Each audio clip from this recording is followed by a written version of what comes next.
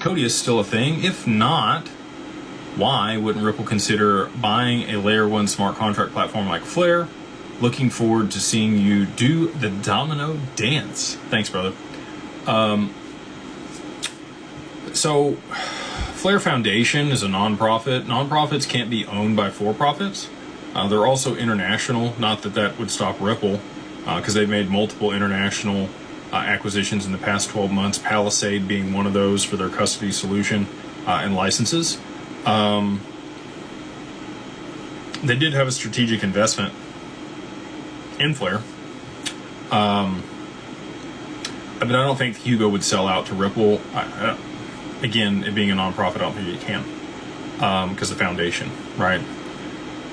Now, your foundation can own for-profit companies. Just so you guys know, when you set things up later on, if you do have a nonprofit, that can own for-profit enterprises. And you can also develop a bunch of R&D at your nonprofit and then sell it to your for-profit to be able to monetize it for very cheap, and get donations to develop the IP at the nonprofit, which allows people's tax write-offs. Anyway, when it comes to Codius, the only time that I've ever heard Ripple talk about Codius, and it wasn't publicly, was Brad Garlinghouse at CoinAlts in 2023. It was the first time I met him in person, shook his hand. He knew who I was, which was weird.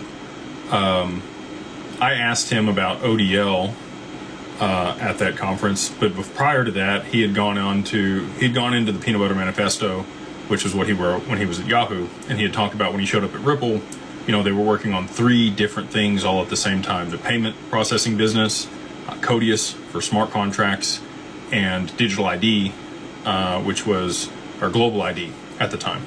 Global ID has since spun out. We've talked to them a couple different times. They've actually made some good introductions, but they're chain agnostic at this point. And that's the only time I've ever heard Brad publicly talk about, when it wasn't public, again, that was a private event, it was invite only, Codius. And he said that they had pivoted away from it, and he kind of chuckled that maybe they should have stayed pursuing smart contracts because of how well Ethereum did.